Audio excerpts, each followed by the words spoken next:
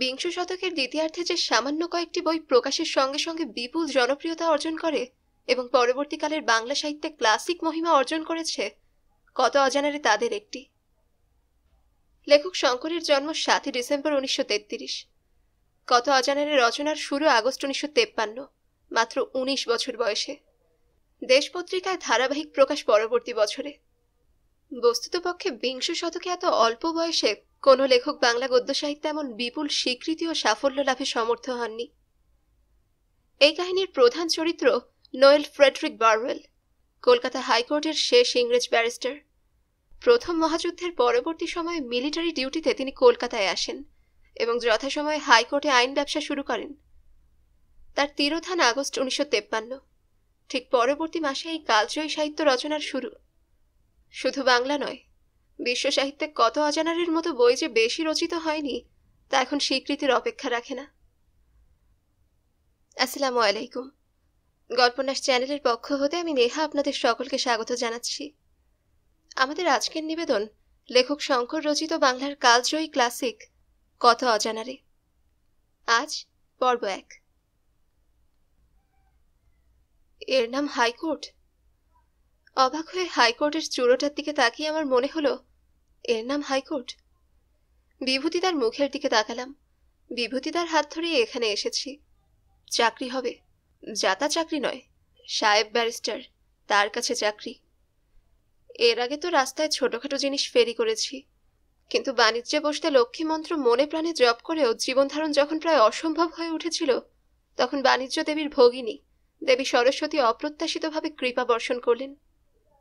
অবশ্য আমার পক্ষে খুরুট রোডের বিবেকানন্দ স্কুলে মাস্টারি লাভ কোনোদিনই সম্ভব হতো না, যদি না ওই স্কুলের শ্রদ্ধেয় প্রধান শিক্ষক আমার বাজেট সংকট সম্বন্ধে কিছুটা ওয়াকিবহাল হতেন। মাস্টার মানে অঙ্ক ইংরেজির নয়। মাস্টার সমাজে অঙ্ক ইংরেজির মাস্টার মশাইরা কুলীন, বাকি সব ইতরে জনা সর্বশাস্ত্রবিদ। আমি শেষোক্ত দলে, সুতরাং ভূগোল, ইতিহাস, বিজ্ঞান, শাস্ত্র, বাংলা, সংস্কৃত কোনোটাই পড়াতে বাকি রাখিনি। সেখান থেকেই সোজা চলে এসেছি রামকৃষ্ণপুর ঘাট এবং হর্মিলার কোম্পানির অম্বা স্টিমারে নদী পেরিয়ে হাইকোর্ট। হাইকোর্টের চূড়োটার দিকে আবার তাকালাম। বর্ষার ফলকের মতো তীক্ষ্ণ শীর্ষ যেন মেঘের আবরণ ভেদ করে আকাশের সঙ্গে মিলিয়ে যেতে চাইছে। আমার অবস্থা দেখে বিভূতিদা হেসে বলেছিলেন, বাঙালকে হাইকোর্ট দেখানো একেই বলে। রোজ এখানে আসতে হবে। চুড়ো কেন, ওই বাড়িটার ভেতরে অনেক কিছুই ক্রমশ দেখতেও জানতে পারবে। এখন চেম্বারে চলো। এসব অনেকদিন আগেকার কথা, কিন্তু আজ বুঝতে পারছি বিভূতিদা ঠিকই বলেছিলেন। ওল্ড পোস্ট অফিসের স্ট্রিট ও তার পাশের ওই আকাশচুম্বী লাল প্রাসাদটিতে অহরহ জীবনের নাটকের কত খেলা চলেছে। জীবনের কয়েকটা বছর সেখানে খরচ করে স্মৃতির খাতায় জমার অঙ্ক অনেক বেড়ে গিয়েছে। যত দেখেছি তার কতটুকুই বা আজ মনে পড়ে। তবুও কত বিচিত্র মুখের ছবি সেখানে সাজানো। বিভূতিদা বললেন, সাহেব শুভরা কেমন যেন খটমট হয়, কিন্তু এ সাহেব অন্যরকম, একেবারে অন্য মানুষ, কোনো ভয় নেই। প্রথমে যদিও সামান্য অসুবিধা হয়, ক্রমশ সব ঠিক হয়ে যাবে। চেম্বার কাকে বলে? আমার প্রশ্নে বিভূতিদা হেসে ফেললেন। সাহেব যেখানে বসেন, ওই যে সামনের হলদে রঙের বাড়িটা। এতক্ষণে সেদিকে আমার নজর পড়ল। বাড়ির নাম টেম্পল চেম্বার। কতকালের পুরনো বাড়ি বলা শক্ত। ওল্ড পোস্ট অফিসের স্ট্রিটের এক পাশে টেম্পল চেম্বার, অন্য পাশে হাইকোর্ট। টেম্পল চেম্বারে ঢোকার পথে দেয়ালে অসংখ্য চিঠির বাক্স, তার কোনোটি চকচকে সদ্য যৌবনপ্রাপ্ত, কোনোটি বা ইস্ট ইন্ডিয়া কোম্পানির আমল থেকে প্রসাধনবিহীন জীর্ণ মলিন বেশে পথের পাশে ডাকপিয়নের প্রতীক্ষারত। মস্ত বড় বাড়ি, কিন্তু ঠিক বোলতার চাকের মতো, এক একটি খোপে এক একটি অ্যাটর্নির বাসা। অনেক ঘরে দিন দুপুরেও সূর্যালোক প্রবেশ অসম্ভব, ফলে ক্যালকাটা ইলেকট্রিক সাপ্লাইয়ের ব্যবসার প্রসার হয়েছে। কিন্তু মনের হরসে দিবসে বাতি জ্বালা সত্ত্বেও এখানকার ভাড়াটিয়াদের নিশীথ প্রদীপের কোনো অভাব হয় না। লিফটে কেমন এক সোদা গন্ধ। প্রাগৈতিহাসিক যুগের লিফট। 3 জনের বেশি একত্রে ঊর্ধ্বে আরোহণের আগ্রহ প্রকাশ করিলে সরাসরি স্বর্গারোহণের সমূহ সম্ভাবনা। লিফটের জন্য অনেক যাত্রী সার দিয়েছেন। কালো কোট পরা অ্যাটর্নি, কালো গাউন হাতে ব্যারিস্টার, আধময়লা জামা পরা অ্যাটর্নি বাড়ির বাবু, ফিনফিনে ধুতি এবং মাথায় টুপিওয়ালা দীর্ঘবাবু মারোয়ারি কোনো শাসালো মক্কেল।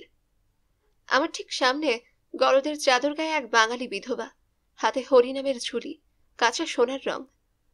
হয়তো কোনো জমিদার গৃহিণী আইনের হেফাজত সামলাতে পুজো ছেড়ে অ্যাটর্নি অফিসের লিফটে লাইন দিয়েছেন। গুটি গুটি পা করে আমরা শেষ পর্যন্ত লিফটের ভেতরে ঢুকে পড়লাম। লিফটম্যান একবার আর চোখে তাকালো, কিন্তু কথা বললেন না। বয়স এমন কিছু হয়নি, কিন্তু মাথার চুলগুলো একেবারে সাদা হয়ে গিয়েছে। এই যে বৃন্দাবন, সব খবর ভালো তো? সাহেবের নতুন বাবু। বিভূতিদা আলাপ করিয়ে দিলেন। লিফট হু হু করে উপরে উঠছে, এক একটা তলা মুহূর্তের জন্য ঝিলিক দিয়ে নিচে নেমে যাচ্ছে। বৃন্দাবন আমার দিকে ভালো করে তাকালো, কিন্তু কিছু বলবার পূর্বেই তাকে হাতল ঘোরাতে হলো। নামবার সময় এসে গিয়েছে। পকেট থেকে চাবি বার করে বিভূতিদা দরজা খুললেন। আলো জ্বলে উঠল। একটা বড় ঘর, মধ্যে পার্টিশন। সামনের ছোট অংশে একটা টেবিল, আলমারি, কাগজপত্র। আমরা এখানে বসি। সুইং ডোর ঠেলে বিভূতিদা আমাকে অন্যদিকে নিয়ে গিয়ে বললেন, আর সাহেব এখানে বসেন। মস্ত টেবিল, চারিদিকে অনেকগুলো চেয়ার, অন্য কোণে আরো একটা ছোট টেবিল।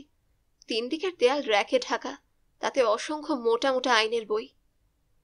এত বই! এ আর কখানা, বিভূতিদা বুঝিয়ে দিলেন। বই নিয়েই তো এখানকার কারবার। কারখানায় যেমন হাতুড়ি বাটালি, তেমনি এগুলি হচ্ছে ওকালতির যন্ত্রপাতি। আরো অনেক বই লাগে। বার লাইব্রেরিতে যখন নিয়ে যাব তখন দেখতে পাবে। সাহেব এখনো আসেনি। একটা চেয়ারে বসে পড়লেন বিভূতিদা।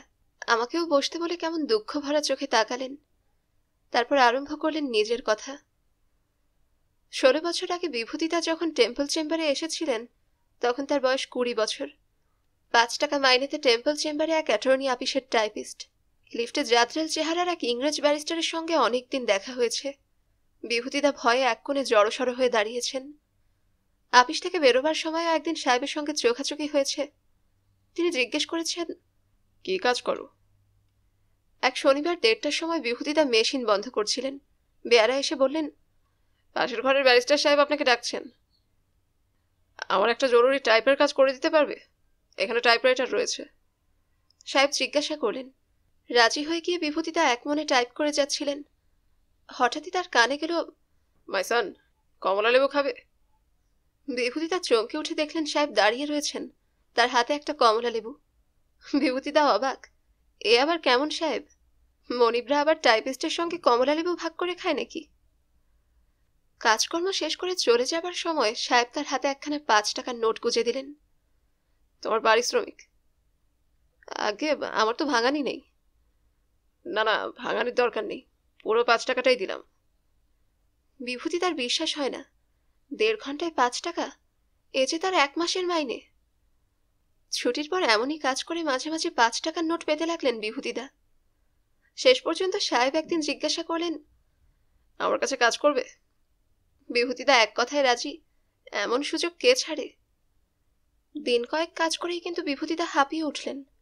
ভয়ঙ্কর খাটুনি, দিন নেই রাত নেই, শুধু কাজ। ছুটির দিনেও নিস্তার নেই। সন্ধে 7-8টা পর্যন্ত টাইপ করো, অসম্ভব। সাহেবকে কিছু না জানিয়ে বিভূতিদা চেম্বার থেকে ডুব দিলেন। পুরনো অ্যাটর্নি অফিসই ভালো। কিন্তু 2 দিন পরে টেম্পল চেম্বারের সামনে বিভূতিদা সাহেবকে দেখতে পেলেন। এড়িয়ে যাওয়ার চেষ্টা করেও সাহেবের কাছে ধরা পড়ে গেলেন তিনি। হাতটা চেপে ধরলেন সাহেব। চাকরি ছেড়ে যাবে কোথায় দুষ্টু ছেলে?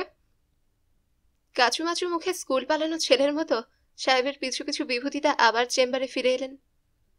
সেই যে এলাম, এই ছাড়ছি। মাঝখানে একটানা 16 বছর কেটে গিয়েছে। একটা দীর্ঘ নিঃশ্বাস ছেড়ে বিভূতিদা বললেন, এই 16 বছরে বিভূতিদা সাহেবকে চিনেছেন। সাহেব তাকে ডেকে বলেছেন, বিভূতি, তোমার বাড়ি যাব।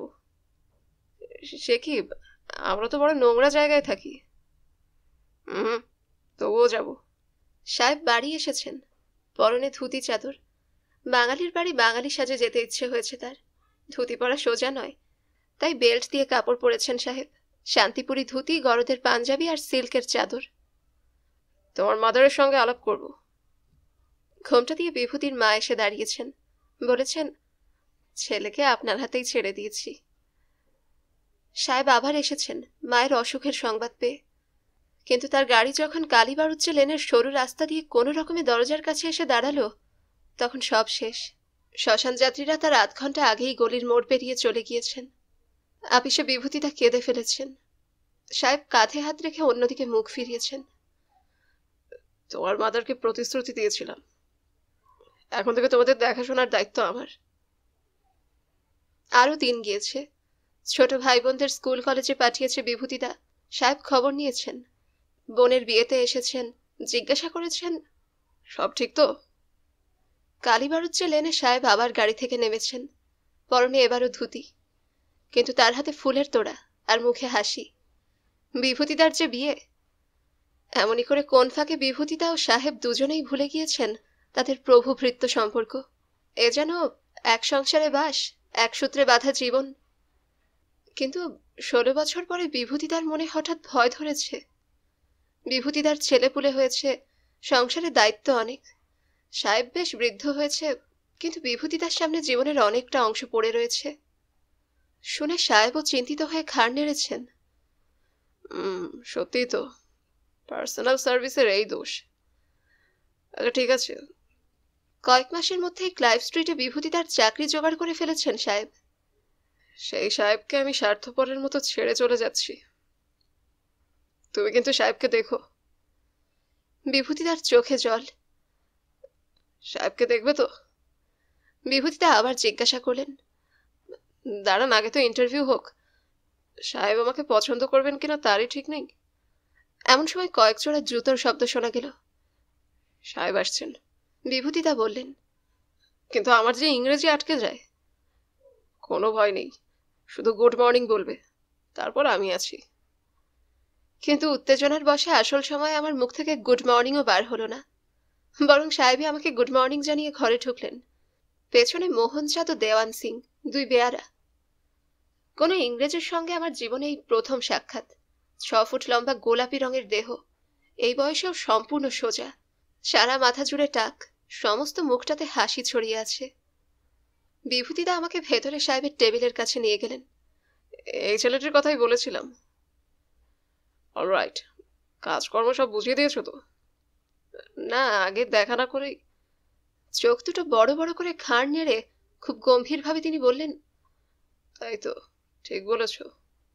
Yes, yes, I must ask him some very difficult questions, and that too with Scotch accents.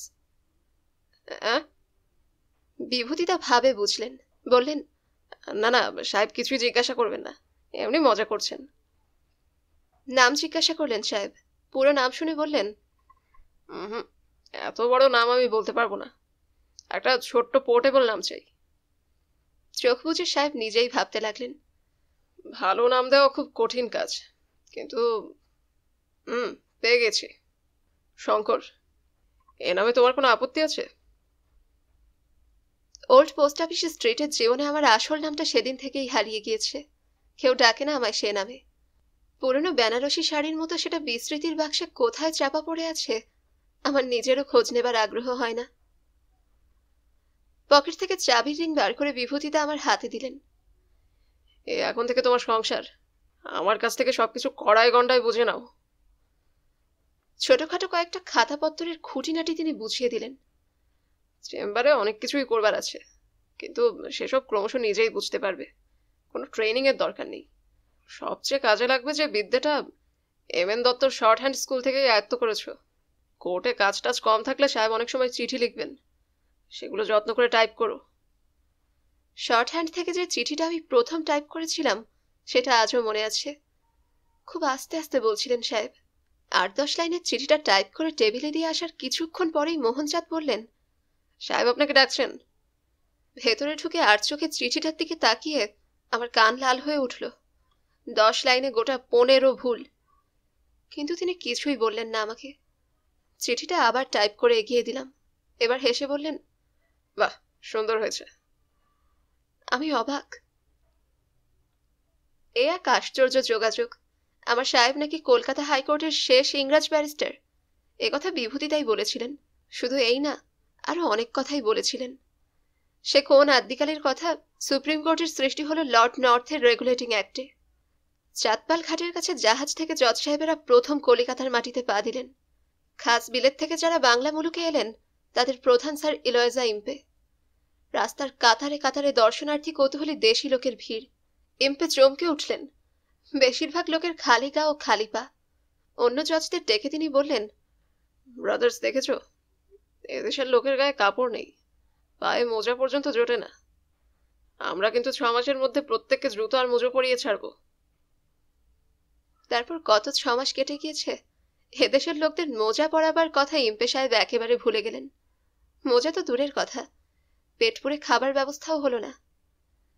Impey তখন পুল তৈরির কন্ট্রাক্ট বাগাবার আশায় বাল্যবন্ধু হেস্টিংসের পেছনে ছোটাছুটিতে ব্যস্ত। দুষ্টজনে তার নতুন নাম দিল পুলবাধা ইম্পে। মহারাজ নন্দকুমারকে ফাঁসিতে ঝুলিয়ে পুলবাধা ইম্পে ইতিহাসে অক্ষয় কীর্তি স্থাপন করলেন। ইম্পের পেছন পেছন বিলেত থেকে আরো একদল লোক এসে হাজির। সুপ্রিম কোর্টের আশেপাশে তারা ঘাঁটি বসালেন। এরা অ্যাটর্নি, এরা ব্যারিস্টার। বিলেতের আইন ব্যবস্থাকে এদেশে চালু করার মতো কোনো মহান উদ্দেশ্য তাদের ছিল কিনা জানি না। হয়তো কেবল অর্থের আকর্ষণেই তাদের বাংলাদেশে আগমন। কিন্তু ধীরে ধীরে এক গৌরবময় ট্র্যাডিশনের ভিত্তিপ্রস্তর স্থাপিত হলো তাদের দ্বারা। গড়ে উঠল কলকাতা বারের গর্বের ইতিহাস। সে যুগে আইনের কাজ আজকের মতো সোজা ছিল না। লোকে তখন আদালতকে মান্য করতে শেখেনি।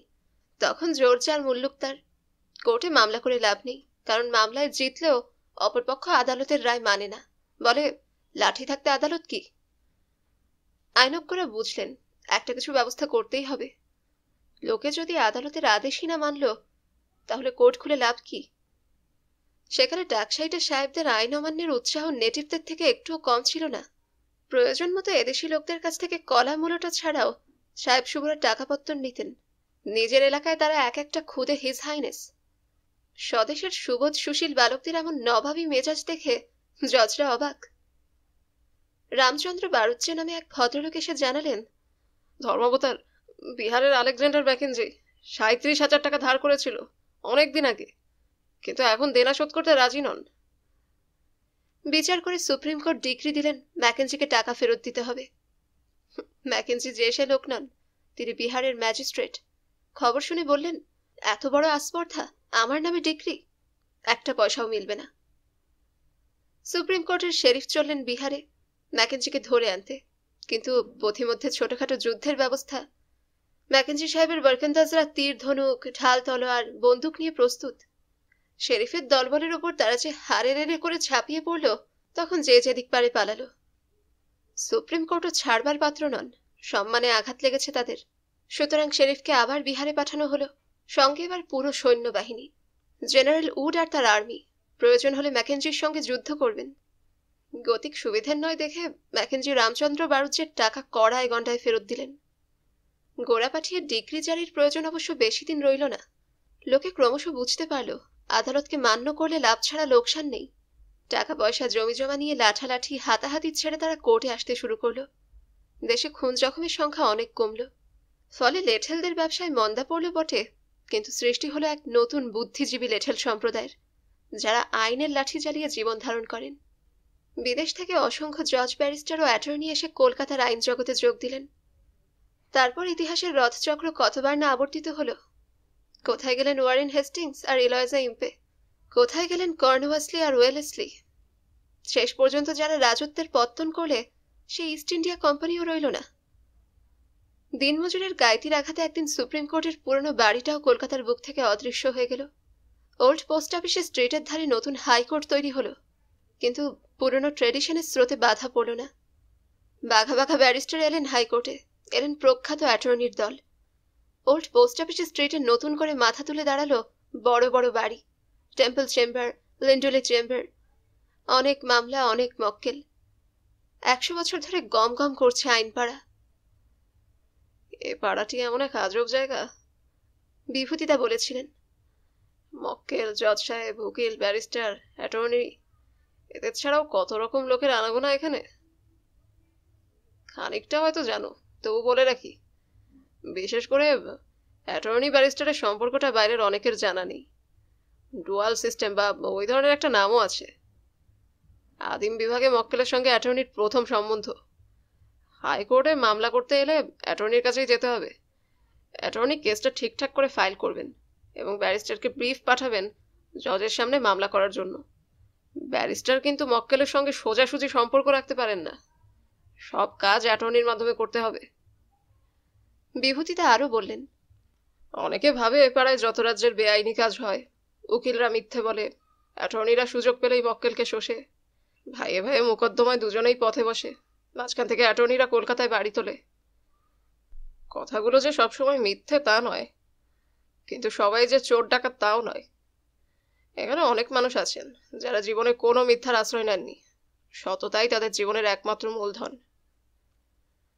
বিভূতিদাস সাহেবের কথায় ফিরে এলেন, বললেন, উডরফ, স্যার গ্রিফিথ ইভান্স, উইলিয়াম জ্যাকসনের মতো আইনবিদরা যে কীর্তি রেখে গেছেন, আমাদের সাহেব তার শেষ বর্তিকাবাহী।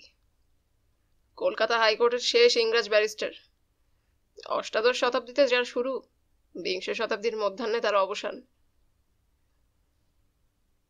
টেম্পল চেম্বারে ঠিক 10টায় যাই। 10:30টায় কোর্টে যাবার আগে সাহেব টাইপের কাজকর্ম দিয়ে যান। লাঞ্চের সময় ফিরে এসে সেগুলি তিনি দেখবেন। 2টোর সময় আবার কোর্টে যাবেন, ফিরবেন ঠিক 4টে। মোহনচাঁদ তৎক্ষণাৎ এক গ্লাস ঠান্ডা জল ফ্লাক্স থেকে ঢেলে তার দিকে এগিয়ে দেবে। জল খেয়ে তিনি আমাকে ডাক দেবেন। কেমন লাগছে মাইসান? কোনো অসুবিধা হলে আমাকে বলবে। আমি কেস থাকলে তবেই কোর্টে যাই, অন্য সময় এখানে বসে কাজ করি। আমি চুপচাপ দাঁড়িয়ে থাকি। হুম, কথা বলতে হবে, না বললে কিন্তু ছাড়বো না। প্রথমে 2-4টে ভুল সবারই হয়, ইংরেজি ভাষাটা সোজা না। সাহেব হাসতে হাসতে বললেন। সাহস পেয়ে শেষ পর্যন্ত আমিও একদিন কথা বলতে আরম্ভ করলাম, প্রায় চীনা বাজারের ইংরেজি। সাহেব তাতেই খুশি, বললেন, দেখো, যদিও আমার মাথায় মস্ত টাক, বুড়োদের আমি মোটেই দেখতে পারি না। ইয়াং ম্যানদের সঙ্গেই আমার যত মনের কথা হয়, তাই না মিস্টার মোহনচাঁদ? মোহনচাঁদ বেয়ারা হলেও আমার থেকে 100 গুণ ভালো ইংরেজি বোঝে। সে ব্যাগের ভেতর কাগজ গুছোতে গুছোতে সাহেবের কথা শুনে মুখ টিপে হাসে, কিছুই বলে না। ওর হাসি দেখে আমার বুকের বল আরো বেড়ে গেল। বেপরোয়া হয়ে সাহেবের সঙ্গে গল্প গুজব আরম্ভ করে দিই, এবং আশ্চর্য ব্যাপার, মনের ভাব প্রকাশ করতে এমন কিছু অসুবিধাও হয় না। এত বড় ব্যারিস্টার, কিন্তু শিশুর মতো মন, সময় পেলে কত গল্প করেন, অথচ কাজের সময় ভয়ানক গম্ভীর। চোখে চশমা লাগিয়ে যখন বই পড়েন, তখন কে বলবে এই নিয়ে আমাদের সঙ্গে টাকের গল্প করেন? তখন কোনো শব্দ সহ্য করেন না। বই কিংবা কাগজ এগিয়ে দিতে সামান্য দেরি হলে রেগে ওঠেন। কাজ ফুরলে কিন্তু আবার সেই পুরনো মানুষটি, কাছে ডেকে গল্প করেন, জিজ্ঞাসা করেন, এটা জানো ওটা জানো? যদি বলি না, তাহলে তখনই সরলভাবে বুঝিয়ে দেন। সাহেব এসপ্ল্যানেড অঞ্চলের এক নামকরা হোটেলে থাকেন।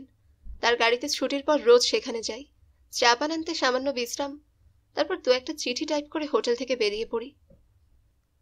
হোটেল নয়তো যেন রাজপ্রাসাদ, ঘরের সংখ্যা তো প্রায় 300-র কাছাকাছি। আর তকমা পড়া চাকর বাকর, তাদের গুনতে গেলে সেন্সাস অফিস বসাতে হবে। ইংরেজি, ফরাসি, আমেরিকান, চীনা, জাপানি, সর্বজাতির এই মিলন তীর্থে অঙ্গ বঙ্গ কলিঙ্গের প্রতিনিধিরাও আছেন, তবে তারা এখানকার সংখ্যালঘু সম্প্রদায়। আমার ধারণা ছিল হোটেল মানে যেখানে খেতে পাওয়া যায় এবং প্রয়োজন হলে থাকার ব্যবস্থা হয়, কিন্তু এখানে থাকা বা খাওয়ার ব্যাপারটা যেন নিতান্ত নগণ্য। কোট প্যান্টের দরকার হলে টেলারিং ডিপার্টমেন্টে স্লিপ পাঠিয়ে দিন। সিনেমা, দোতলার হলে চলে যান। সিনেমা দেখে স্নানের আগে চুলকি দাড়িটা ঠিক করে নিতে পারেন, দেশি নাপিত নয়, খাস চীন থেকে আমদানি। এখানে লাঞ্চের সময় হালকা সুরে বাজনা বাজে, বিকেলে চায়ের সময়ও বাজনা, তবে ভিন্ন সুর। রাতের ডিনারে কিন্তু কেবল নিরামিষ বাজনা নয়, কন্টিনেন্টের প্রখ্যাত সিনেমা ও টিভি অপসরীরা তখন রঙ্গমঞ্চে আবির্ভূতা হন এবং তাদের সঙ্গীত ঝঙ্কারে এবং নৃত্য ছন্দে আগন্তুকদের প্রথমে মুগ্ধ এবং অবশেষে মন্ত্রমুগ্ধ হতে দেখা যায়। আমার দৌড় তো কেবল আমাদের গলির মোড়ের বিনোদিনী ক্যাফে পর্যন্ত। সেখানকার অভিজ্ঞতা নিয়ে এখানে এসে মনে হলো যেন একেবারে আবু হোসেনের রাজত্বে হাজির হয়েছি।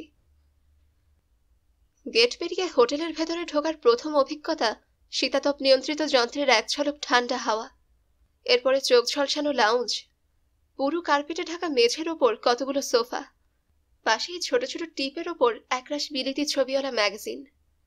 সন্ধ্যার পর দেয়ালের মধ্যে লুকোনো নীলাভ আলোগুলো জ্বলে উঠে সেখানে এক অস্পষ্ট স্বপ্নময় পরিবেশ সৃষ্টি করে।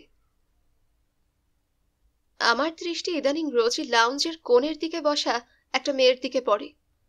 ভদ্রমহিলার বেশের পরিপাট্য বিচিত্র ধরনের, প্রসাধন বৈশিষ্ট্য অদ্ভুত। মুখটা আড়ালে থাকলে দেহের অবশিষ্ট অংশের দিকে তাকিয়ে কে বলবে তার বয়স 21 কিংবা 22-এর বেশি। লন্ডন ও প্যারিসের প্রসাধন প্রস্তুতকারকদের কিন্তু এক জায়গায় পরাজয় হয়েছে। বিভিন্ন বিউটি প্রোডাক্টের সযত্ন প্রলেপও মুখমণ্ডলের চলে যাওয়া যৌবনের চিহ্নগুলো ঢাকতে পারিনি।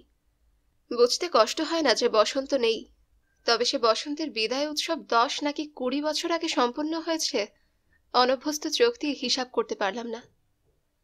পেছনের দেয়ালে অজন্তা স্টাইলে আঁকা শকুন্তলার ছবি, অস্তমিত সূর্যের পটভূমিকায় মৃগ শিশুদের সঙ্গে ক্রীড়ামত্তা তপবাসিনী শকুন্তলা, আশেপাশে পিতলের টবে রাখা নানান জাতের লতাপাতা। শকুন্তলার এই ছবির সহিত মেয়েটার উদাস ভঙ্গিতে বসে থাকার দৃশ্যটা মিশে গিয়ে যেন আরো একটা স্বতন্ত্র ছবির সৃষ্টি হতো। প্রতি সন্ধ্যায় দোতলায় যাবার পথে তাকে দেখতাম। কাজের শেষে ফেরার পথেও লাউঞ্জ খালি নয়, ভদ্রমহিলা বসে রয়েছেন একাকিনী আসর জায়গায়। জনৈক ভদ্রলোককে একদিন বলতে শুনলাম, লাউঞ্জ সাজানোর জন্য নানান মরশুমি ফুলের মতো হোটেল কোম্পানি একেও আমদানি করেছেন। দাদা, শুধু নিরামিষ ফুল আর ফ্রেস্কো ছবিতে অনেকের মন ভরে না। ভদ্রমহিলার পরিধানে এক একদিন এক এক রঙের শাড়ি, কখনো লাল, কখনো সবুজ, কখনো গোলাপি। এক পায়ের উপর আরেক পা চড়িয়ে সোফায় হেলান দিয়ে তিনি একমুখ ধোঁয়া শূন্যে ছুড়ে দেন। নিতান্ত অনিচ্ছা সহকারে অলস গতিতে সেই ধোঁয়া দূরে মৃগ শিশুদের দিকে অগ্রসর হয়। মেয়েদের মুখে, সে যে দেশের মেয়েই হোক, সিগারেট আমার কেমন দৃষ্টিকটু ঠেকে, কিন্তু আরো অশোভন তার সোনালি রঙের গ্রিসিয়ান জুতো নাড়ানোর ভঙ্গি। হোটেলবাসিনী আধুনিক শকুন্তলার ওখানেই ছন্দপতন। কিছুদিনের মধ্যে লাউঞ্জে এক যুবকের আবির্ভাব হলো। ছোকরার বয়স 24 কি 25। হুট খোলা এক বিরাট বুইক গাড়ির গেটের বাইরে দাঁড়িয়ে থাকে। ফ্রেস্কো ছবির শকুন্তলাকে পিছিয়ে রেখে ওরা দুজনেই মৃদু গুঞ্জনে সময় কাটান। নিরালা আলাপ যেন কিছুতেই শেষ হতে চায় না। বিকেল গড়িয়ে সন্ধ্যা নামে, আলো জ্বলে ওঠে, কিন্তু গুঞ্জন চলে। পাশে দুটি পানীয়ের গ্লাস, তাতে কোল্ড ড্রিঙ্ক না দ্রাক্ষা রস বলতে পারবো না, খুব সম্ভব শেষেরটি, কেননা অরেঞ্জ বা লাইম স্কোয়াশ মানুষকে অত ঢুলু ঢুলু করে তুলতে পারে বলে মনে হয় না। হোটেলে ঢোকার পর হুটখোলা বুইক গাড়িটা মাঝে মাঝে আমার নজরে পড়েছে। ড্রাইভারের আসনে সেই ছোকরা, আর পাশে ভদ্রমহিলা, চোখে নীল চশমা। এরা দুজন ক্রমশ হোটেলের চাকর বাকরদের নানা রসালো গল্পের নায়ক নায়িকা হয়ে দাঁড়ালেন। রিসেপশনিস্ট শৈলেন বোসের সঙ্গে আমার খানিকটা আলাপ আছে। সে একদিন জিজ্ঞেস করলে, কপত কপতে যথা উচ্চ বৃক্ষ চূড়ে দেখেছেন নাকি? প্রথমে ঠিক বুঝে উঠতে পারলাম না। বুঝতে পেরে জিজ্ঞেস করলাম, বৃক্ষচূড়া কোথায় পেলেন? ওইটুকুই বাকি আছে, তাহলে গাছে তুলে মই কেড়ে নেবার অসুবিধা থাকে না। বোস হেসে উত্তর দিলে, লাউঞ্জের প্রণয় দৃশ্যটা সাহেবের নজর এড়ায়নি। হাইকোর্ট থেকে ফিরে আমরা লিফটে উপরে উঠছিলাম একদিন। ওরা দুজনে লাউঞ্জ আলো করে বসেছিল। মুখ কুচকে সাহেব জিজ্ঞাসা করলেন, লাউঞ্জে বাঘ ভালুক হাতি ঘোড়া মার্কা ছোকরাটাকে দেখেছো?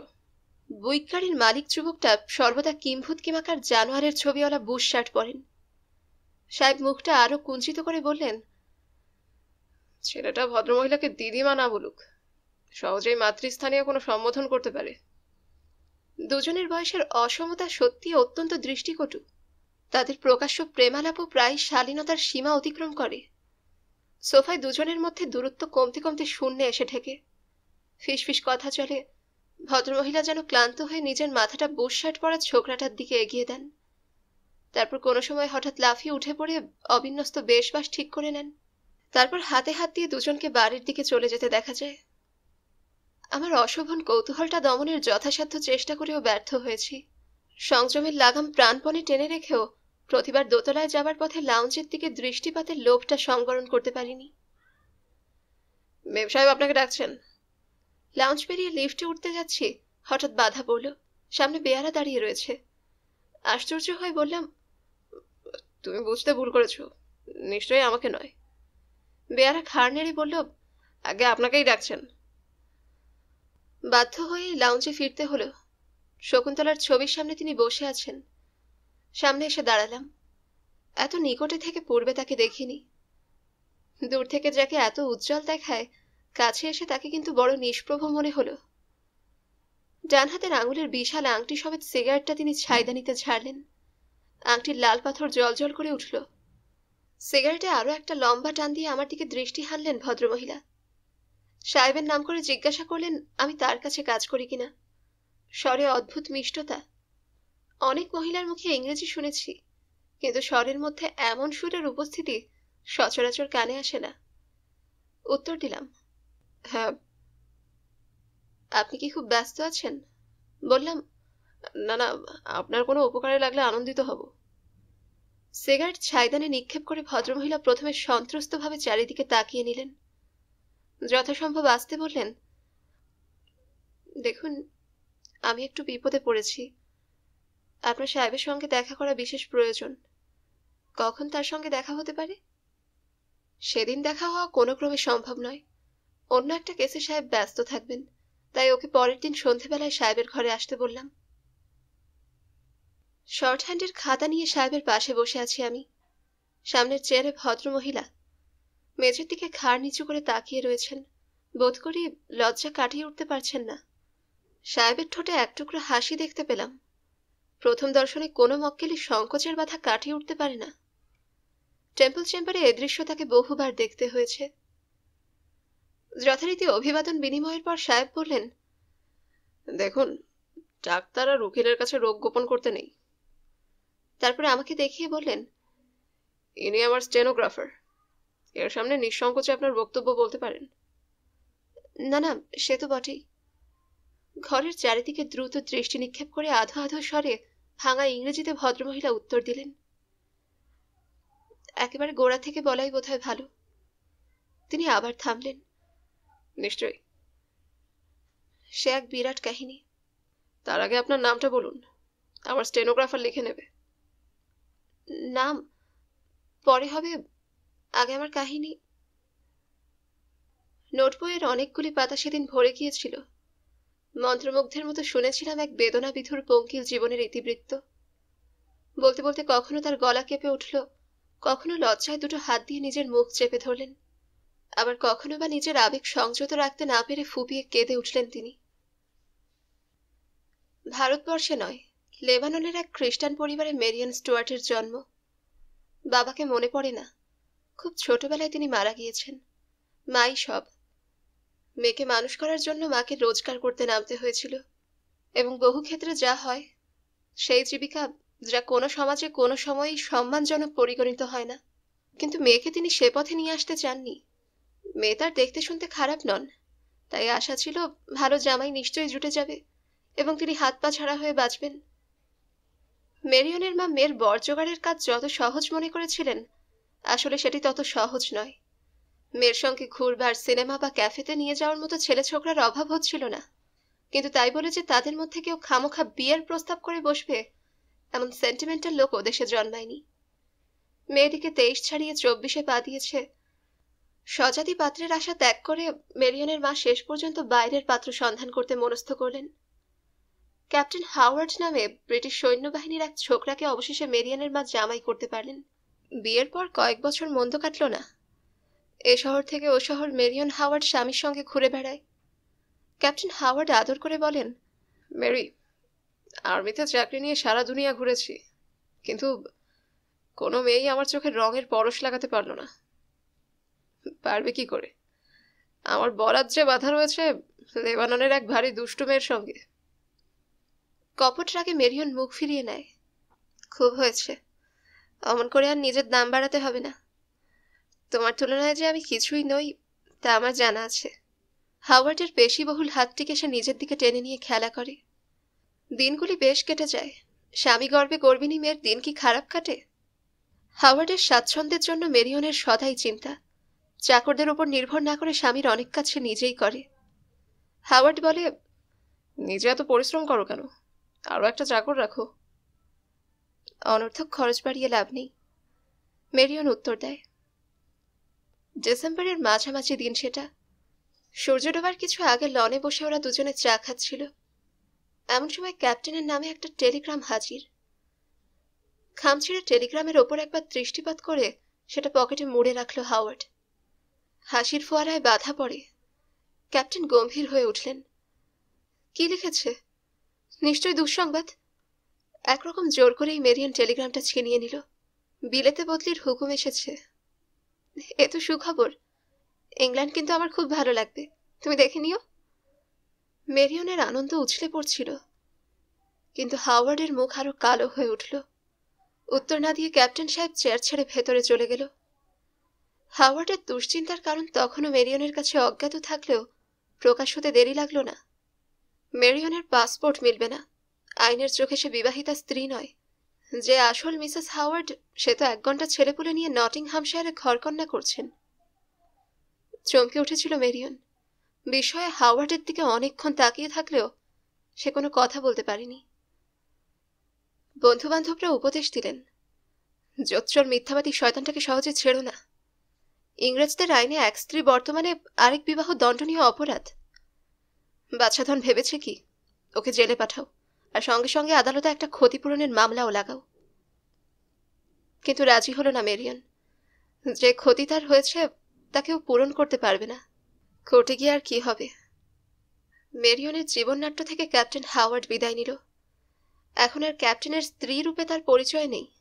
অনেকে আড়ালে তাকে অমুক ক্যাপ্টেন হাওয়ার্ডের প্রাক্তন বলে ডাকে। এদিকে পেট চলা দায় হয়ে উঠেছে। লোকজনের ধারণা বেশ কিছু হস্তগত না করে ক্যাপ্টেনকে ছেড়ে দেবার পাত্রী মেরিয়ন নয়। আসলে কিছুই নেয়নি সে। হাওয়ার্ডের অর্থ স্পর্শ করতে সে ঘৃণা বোধ করেছে। বছরখানেক মেরিয়ন কিভাবে পয়সা রোজগার করেছিল আমাদের বলেনি, সাহেবও জিজ্ঞাসা করেননি। তবে সেটা আন্দাজ করতে খুব বড় দরের কল্পনা শক্তির প্রয়োজন হয় না। আন্তর্জাতিক বিয়ের বাজারের খবর রাখেন এমন একজন হিতৈষী বন্ধু শেষ পর্যন্ত মেরিয়নকে ইন্ডিয়াতে যেতে উপদেশ দিলেন। বললেন, ভাগ্য বিমুখ না হলে ওখানে কিছু জোগাড় করা শক্ত হবে না। ভারতবর্ষের ভিসা সংগ্রহ করা নিতান্ত সহজ নয়, অন্তত মেয়েদের পক্ষে। ভিসা দেবার আগে দেখা হয় কি ধরনের মেয়ে, স্বামী বহাল তবিয়তে কিনা, স্বামীর অবর্তমানে জীবন ধারণের সঙ্গতি আছে কিনা। কিন্তু যে মেয়ের স্বামী বা সঙ্গতি কিছুই নেই, ভিসা কর্তৃপক্ষ তাকে ভারতবর্ষে স্বাগতম জানাতে বিশেষ উৎসুক নন। তাদের ইচ্ছা থাকলেও কলকাতা, বোম্বাই বা দিল্লির সিকিউরিটি পুলিশ রাজি হন না। এই ধরনের মেয়েদের গতিবিধির ওপর নজর রাখতে তাদের হিমশিম খেতে হয়। পাসপোর্ট অফিসের পর্বত ডিঙিয়ে ভিসা অফিসের সাগর পেরিয়ে মেরিয়ন কিভাবে শেষ পর্যন্ত বোম্বাইতে এসে হাজির হলো তা এখানে না বললেও চলবে। শুধু এইটুকু বলে রাখি যে বোম্বাইয়ের এই নতুন আগন্তুকটির নাম মেরিয়ন রইল না, তার নতুন নাম আভা স্টুয়ার্ট। শহরের বিরাট জনারণ্যে সে কিংকর্তব্য বিমূঢ়। অপরিচয়ের অকুল জলধিতে মনে হয় দেশ ত্যাগ অনুচিত হয়েছে। কিন্তু যুদ্ধ তখনও থামেনি। তাই 2-1 রাত্রের অতিথিদের নিয়ে মিস আভা স্টুয়ার্ট এমন ব্যস্ত হয়ে পড়ল যে বিয়ে করে ঘর বাঁধার চিন্তার অবসর রইল না। কিছুদিন পরের কথা, পূর্বাঞ্চলের এক দেশীয় রাজ্যের নবাব বোম্বাইতে বেড়াতে এসেছেন।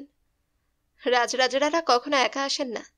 পাত্র, মিত্র, অমাত্যের দল ছায়ার মতো তাদের অনুসরণ করেন। তাজ হোটেলে এক ককটেল পার্টিতে নবাবের তরুণ এডিসির সঙ্গে আভার পরিচয় হলো। এডিসি ভারী আমোদে মানুষ, তাই আলাপ জমতে বেশি সময় লাগলো না।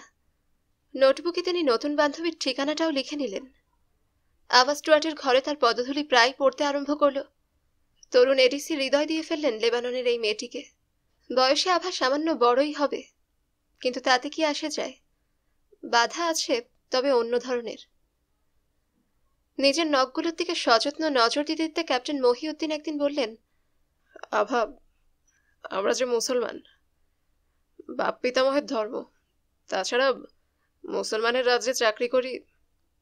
কি হয়েছে তাতে? পর্বত মোহাম্মদের কাছে এলো না বলে মোহাম্মদ পর্বতের কাছে যাবে না? তুমি আমার এত আদরের, আর তোমার জন্য খ্রিস্টান থেকে মুসলমান হতে পারবো না? আভা আবেগ ভরা কণ্ঠে বলে উঠল। বোম্বাইয়ের এক মসজিদে আভা স্টুয়ার্টের নতুন নামকরণ কি হয়েছিল খাতায় লিখে রাখিনি। জেবুন্নিসা না মেহেরুন্নিসা ঠিক স্মরণ করতে পারছি না।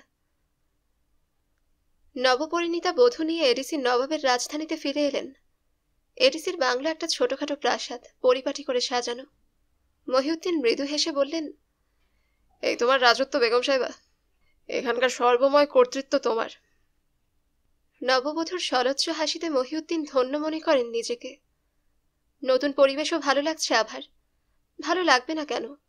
এ যে তার নিজের সংসার, হোটেলের ভাড়া করা ঘর নয় যে কদিন আছি জানি না, নিজের মতো গুছিয়ে লাভ নেই। সংসারে বিশেষ কিছু করবার নেই। সরকারি বেতনের চাকর আছে অনেক, পরিচর্যার জন্য 2 জন দাসী সর্বদা মোতায়েন। দুপুরে খাওয়ার পর আভা মহিউদ্দিনের ছবির অ্যালবামটা দেখতে বসে। নানা রাজকীয় উৎসবে এডিসির বেশে মহিউদ্দিন, তারও পূর্বের ছাত্র জীবনে মহিউদ্দিন, স্বামীর অজ্ঞাত অতীত জীবনের নিদর্শনগুলো আভার মনে পুলকের সঞ্চার করে। অপরাহ্নে স্নান সমাপন করে সে প্রসাধনে বসে, তারপর সযত্ন সজ্জিত তনুদেহটি আয়নার সামনে মেলে ধরে। কোনোদিন মহিউদ্দিন হঠাৎ এসে পড়লে অবাক হয়ে যান। মৃদু হেসে বলেন, শাড়ি তোমাদের দেশে চলে না, তবুও শাড়ি পরলে কি সুন্দর দেখায় তোমাকে। কখনো বা বাইরের বারান্দায় বেতের চেয়ারে বসে স্বামীর প্রতীক্ষায় আভা সময় গোনে। পাশের চেয়ার খালি। নবাবের প্রাসাদ থেকে মহিউদ্দিনের ফিরতে দেরি হয়। দূরের আকাশ একেবারে নির্মল। কোনো অজ্ঞাত শিল্পী যেন ছবি আঁকার আগে ক্যানভাসটা ধুয়ে মুছে পরিষ্কার করে রেখেছেন। সেই নির্মেঘ আকাশের পটে ক্রমশ তারা জেগে উঠতে থাকে। শিল্পী যেন একের পর এক তুলির আঁচড় টেনে যাচ্ছেন। নববধূর মনের পটেও চিন্তার তারারা এবার উকি দেয়। এক আধটা নয়, অনেক অনেক চিন্তা। সাজানো গোছানো নয়, এলোমেলো, অবিন্যস্ত। লাইন বেঁধে মার্চ করা সৈন্যদলের মতো তারা আসে না, আসে দিবাবসানে খড়মুখা একঝাঁক পাখির মতো। দুদিন আগে যে পৃথিবীকে নিষ্ফল নিষ্করুণ মনে হয়েছে, আজ তার অন্য রূপ। জীবনে সে দুঃখ পেয়েছে সত্য, বিশ্বাসের বদলে প্রিয়তম হাওয়ার্ডের কাছে পেয়েছে প্রতারণা, সেও সত্য। কিন্তু নববধূ ভাবে, ঘর ভেঙে ভগবান ঘর গড়েও তো দিলেন। মহিউদ্দিন নিজের বিবাহের কথা নবাবকে জানাননি, আসলে জানাতে সাহস হয়নি। কিন্তু খবর ছড়িয়ে পড়তে বেশি সময় লাগে না। নবাব এডিসিকে ডেকে পাঠালেন। দেখো ক্যাপ্টেন সাহেব, বিয়ে যদি করলে খানদানি বংশ থেকে করলে না কেন? নবাব মহিউদ্দিনকে জিজ্ঞাসা করেছিলেন। আমেরিকানদের একটা এটোকে বিয়ে করতে তোমার রুচিতে বাঁধলো না? যা হোক, মানুষ মাত্রই ভুল হয়। খানদানি বংশের খুবসুরত জেনানার সঙ্গে তোমার শাদির ব্যবস্থা আমি নিজেই করে দেব। ওই ডাইনি স্পাইকে তুমি বিদায় করো। মহিউদ্দিন নবাবকে বোঝানোর যথেষ্ট চেষ্টা করলেন। আমার জেনানা স্পাই নয়, খুব ভালো মেয়ে, বিশ্বাস করুন। নবাব গম্ভীরভাবে বললেন, তোমাকে বলা হয়নি, 48 ঘন্টার মধ্যে মেয়েটার স্টেট ছাড়ার আদেশপত্র আজ সকালেই আমি সই করেছি। যদি চাও তোমার নামও তাতে ঢুকিয়ে দিতে পারি। বেচারা ক্যাপ্টেন মহিউদ্দিন গভীর আঘাত পেলেন। কিন্তু এ জগতে সবাই অষ্টম এডওয়ার্ড বা তার ভাবশিষ্য চারুদত্ত আধারকার নন। মহিউদ্দিন ভাবলেন, এক জেনানা গেলে আরেক জেনানা হবে, কিন্তু এক নকরি হারালে আরেক নকরি এ জন্মে নাও মিলতে পারে।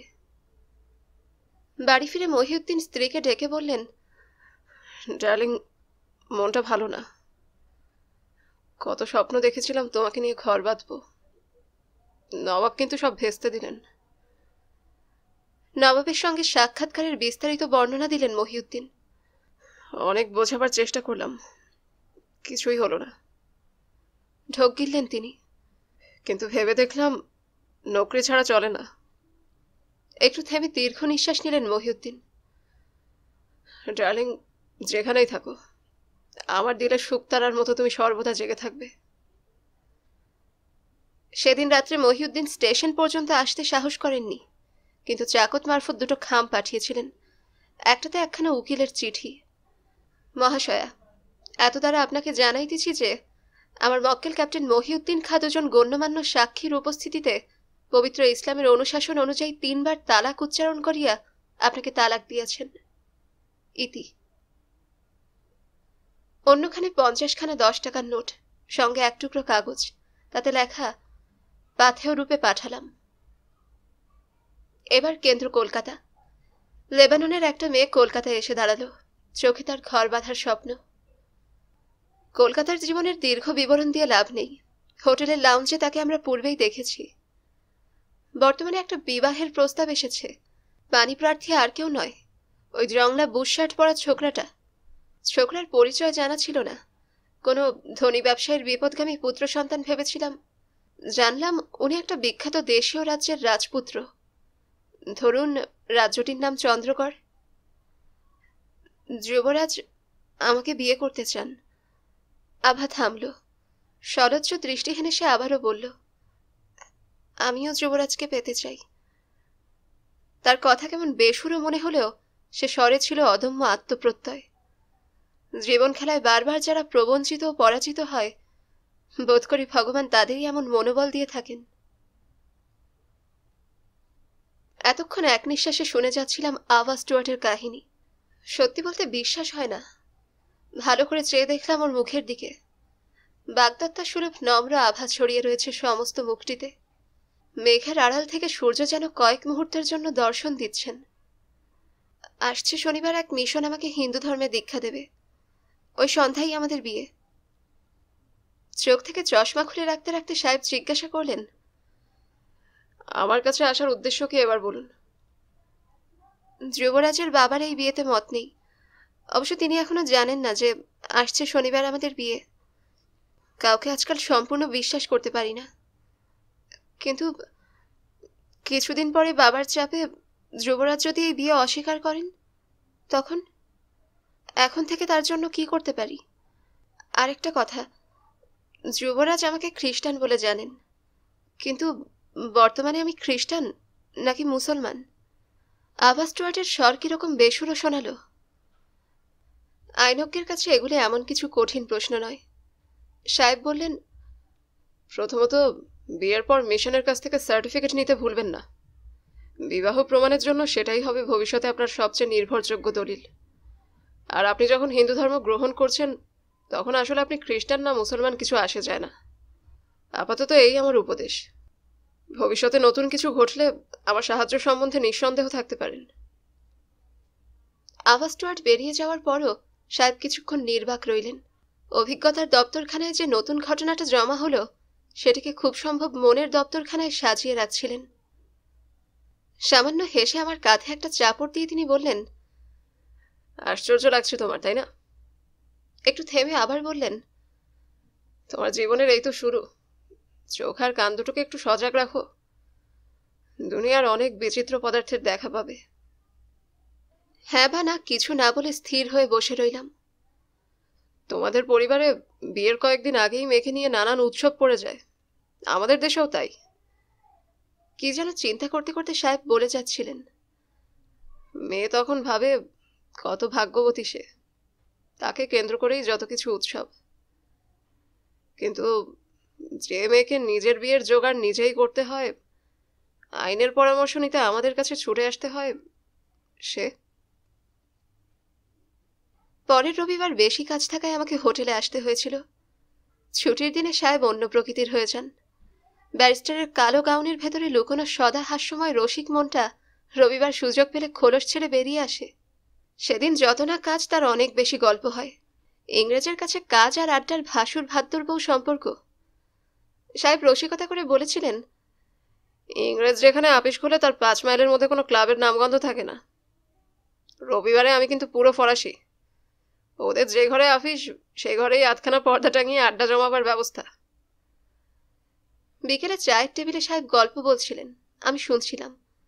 এমন সময় হাতে স্লিপ দিয়ে বেয়ারা জানালো রানী মীরা আদিত্য নারায়ণ সাহেবের দর্শন প্রার্থী। এমন অদ্ভুত নাম তো কখনো শুনিনি। এ দেশের মানুষ না হলেও ভারতীয় নামের কুটকচালিতে সাহেব অভ্যস্ত। মুখুজ্জে কি ধরনের কুলীন, উত্তর ও দক্ষিণ রাড়ির তফাৎ কোথায়, গোয়েল উপাধির উৎপত্তি সিন্ধু দেশ না রাজপুতানায় ইত্যাদি প্রশ্নে প্রয়োজন হলে ডজনখানেক ভট্টাচার্যকে তিনি কাবু করতে পারেন। তিনিও এই নামের কিছু বুঝতে পারছিলেন না। শেষ হলো আজকের পর্ব। আপনাদের যদি আমার গল্প পাঠ ভালো লাগে, তবে অবশ্যই লাইক করবেন, কমেন্ট করবেন এবং বেশি বেশি শেয়ার করবেন। যারা গল্পন্যাস চ্যানেলটিকে সাবস্ক্রাইব করেছেন, তাদেরকে অসংখ্য ধন্যবাদ। এবং যারা করেননি, তাদের কাছে অনুরোধ রইল চ্যানেলটিকে সাবস্ক্রাইব করে ফেলুন। পাশে থাকা বেল আইকনটিও ক্লিক করে রাখবেন। এতে করে আমি কোনো নতুন গল্প বা উপন্যাস আপলোড করলেই আপনারা তা নোটিফিকেশন পাবেন। সকলে সুস্থ থাকবেন এবং আমাদের পাশে থাকবেন, এই কামনায় আজকের মতো এখান থেকেই বিদায় নিচ্ছি।